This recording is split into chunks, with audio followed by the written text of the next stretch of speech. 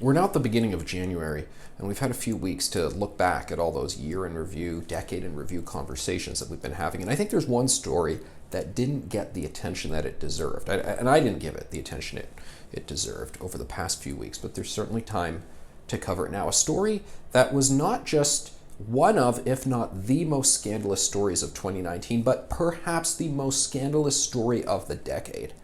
And that was the treatment by the federal government of Vice-Admiral Mark Norman. To recap, he faced criminal charges concerning leaks that he allegedly made concerning cabinet confidences, an issue relating to shipbuilding contracts and so forth. Mark Norman charged criminally an RCMP raid on his home for an issue that, well, he always maintained he didn't do it, but even if he had done these leaks happen all the time in Ottawa. And this was thought to be the first time ever that a person in political Ottawa, whether a military person, a bureaucrat, or a political staffer, would have faced a criminal charge concerning a leak. Imagine that. An incredibly decorated and respected person serving in uniform for decades finds themselves risking incarceration over this matter. How did we get to this point? How did we get to a point where the government says, well, we have to give Omar Khadr $10 million. I mean, there's nothing we can do. It's just the inevitable state of things. Our hands are tied. We must do that. And we must throw the book at the former head of the Navy, throw his life into turmoil, see him remortgage his home, which he did, to initially pay for his legal bills because he didn't know that he'd get them reimbursed by the government, as has finally now happened. How is it that that is the way our priorities unfold? A really, really sickening chapter. And boy, has it left a lot of people incredibly disturbed. Really powerful stories, though, about the thousands of Canadians who stepped up to contribute to Mark Norman's legal defense fund. I heard of veterans in their 80s and 90s who literally went through the cupboards to find the $5 or $10 that they had, people who were not of significant means, to contribute whatever they could to defend Mark Norman and his honor and his dignity, and hopefully by doing so standing up for the honor of our country, because there's something incredibly dishonorable about this experience that unfolded.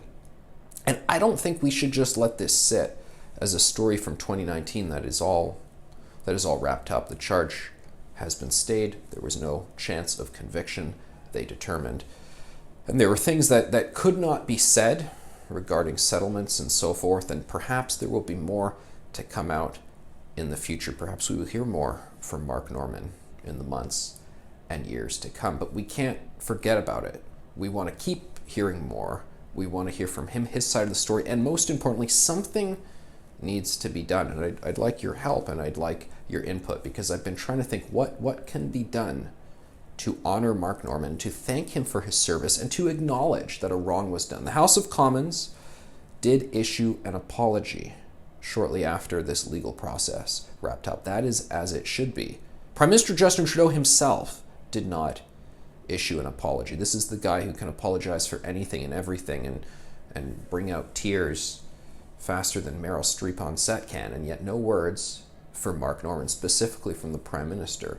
That was wrong. Something needs to happen moving forward. I'm not too sure what it is, what the mechanisms are available. Things like the Order of Canada are not supposed to be political positions where the Prime Minister determines them or Cabinet determines them and so forth. Something like that, though, needs to happen to both restore Mark Norman's honor, not that his honor was ever really in question, but it was sullied by what the government did to him, and by honoring him, we in turn heal this wound that happened to ourselves, to our own country, that we were damaged by this episode and this escapade that really looked poorly on the federal government, that this could even happen in the first place. So do not forget about what happened to Mark Norman. And more needs to be done on this. More needs to be told, more needs to be learned, and the man is still owed more.